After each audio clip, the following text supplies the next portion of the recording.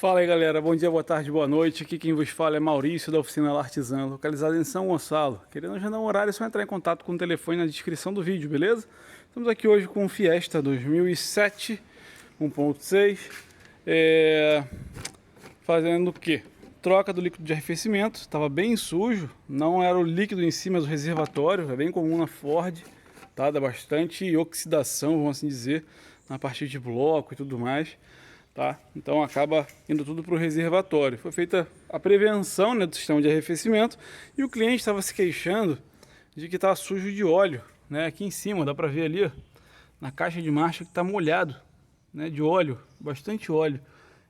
Embaixo da bateria também. Deixa eu ver se consigo mostrar. Aqui embaixo da bateria também sujo de óleo. E eis o questionamento: da onde está vindo esse óleo? Por que está vazando esse óleo?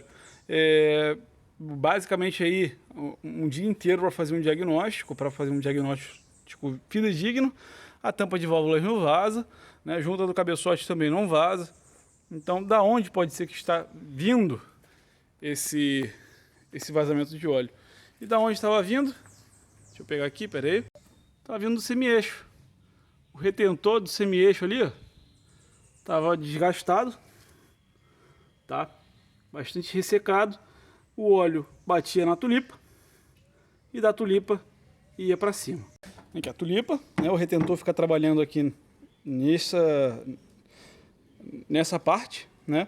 Então o retentor acabou ressecando, o óleo saía de dentro da transmissão, caía na tulipa e a tulipa girando jogava o óleo para tudo quanto é lado, para cima, para trás do veículo, para o câmbio, então jogava para todos os lados, com o vazamento do câmbio, parecendo que poderia ser de motor e tudo mais, mas não, era da caixa, né, de transmissão, caía para a tulipa e sujava aí o carro todo, tá? Então foi substituído, vai ser, né, substituído dos dois lados, né? Dá para ver que o lábio está bem ressecado, né, bem retraído, estoura bastante assim mesmo na hora de tirar, tá, pessoal? Um retentor bem chatinho de sair, não é fácil de tirar ele. Do lado esquerdo ali do carona, direito, né? É mais fácil de sair, do lado esquerdo é bem complicado. Mas sempre substituir os dois. Se um está ressecado, o outro também vai estar ressecado. Então parou agora para fazer, trocou o óleo do câmbio. É um óleo caro e daqui a pouco vai vazar de novo e tem que trocar o outro lado. Então troca logo os dois e finaliza essa questão. E estamos também com um Corsinha, já está finalizado esse Corsa. Ano 2007 também, se eu não me engano. Tá. O que aconteceu com ele? Estava ouvindo, o cliente se queixou de um barulho. Toda vez que ele ia sair com o carro fazia um barulho, né, uns estalos. Ele até achou que fosse embreagem, mas não fazia barulho nenhum, vamos assim dizer, na embreagem. E acabou que o que era o defeito do carro? Coxins, né, coxins estourados. O de cima que estava estourado do motor, o do câmbio também estava estourado. Tava tão estourado os calços, né? Esse aqui frontal também estava estourado, só o traseiro que não estava estourado, tá? Porque o motor sacudia tanto que chegou a quebrar o parafuso, né? Então, ó, dá para ver aqui, não sei se vai dar para aqui, ó, no vídeo, os pontos de ferrugem aqui lá do outro lado, era onde o calço ficava balançando e batendo na longarina. Então acabou fazendo uma barulheira danada, uma zoeira do caramba. Tá aqui o frontal, o coxinho frontal todo estourado, tá? E o superior da caixa. O do motor eu não tô achando, deve ter já dado sumiço dele. Mas tá bem estourado já. E aqui, ó, dá pra ver o ponto de atrito. Ele ficava encostando na longarina ali, fazendo uma zoada danada. Então, o dono achou que ia gastar um dinheiro bem forte, apesar de que os coxins não são baratos, tá? De marca boa, não são baratos, mas sobrou um dinheiro, então ele vai pediu para alinhar o carro. Aqui na oficina a gente não faz esse serviço de alinhamento, né? Mas a gente vai levar para alinhar, fazer balanceamento, rodízio das rodas.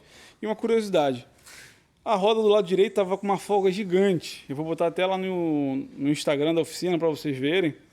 Tava com uma folga muito grande, falei, poxa, só pode ser rolamento. Mandei o vídeo para ele, ele falou, amor, mexe tudo que precisar mexer, porque eu vou viajar no final de semana. Então quando eu comecei a desmontar, vamos assim dizer, né? Quando eu tirei a roda, a porca da homocinética estava solta. Então a roda balançava, né, querendo ou não. Então só fizemos o reaperto, tá? Fizemos o reaperto da homocinética, parou qualquer tipo de barulho, a roda está bem justa. Botamos trava química na rosca, né, para poder não ficar soltando. Não tem ruído nenhum, não tem folga, não tem nada. O carro está perfeitinho, então não precisou mexer nessa questão. Até perguntei se ele precisaria, se ele queria, né, fazer a substituição. Ele falou que se não fazia necessidade, então não vai fazer agora, deixa para uma próxima oportunidade. Então, atentar aí, pessoal, porque muitas das vezes pode ser que seu carro não esteja com problema nenhum, vamos assim dizer, que nem esse caso. Poderia muito bem ter trocado rolamento, né, e cubo por conta de desgaste, mas era só a ponta da homocinética. Então atentar um pouco aí para o diagnóstico em si, né, que pode ser uma coisa simples e acabar sendo diagnosticado errado, vamos assim dizer, tá? O corpo de borboleta estava um pouco sujo, já fiz a limpeza, nada demais, tudo tranquilo. C4 segue na mesma, esperando aí a autorização do cliente. Ele está procurando as peças. Não sei o porquê, mas a PSA está com falta de peças. Não está conseguindo mais fornecer as peças, como a resistência do eletroventilador, o módulo de sensor de estacionamento e o servo freio, que está com problema também no carro. Alguns meses atrás até conseguia, agora não tem mais nada. Não tem nem previsão de chegada. Então o cliente está tentando arrumar. Foi inspecionado as velas, ele falou que quando ele trocou as velas, o carro começou a apresentar problema de módulo não, né? Injeção eletrônica. Essa chave aqui é uma chave especial para tirar a vela do THP, tá?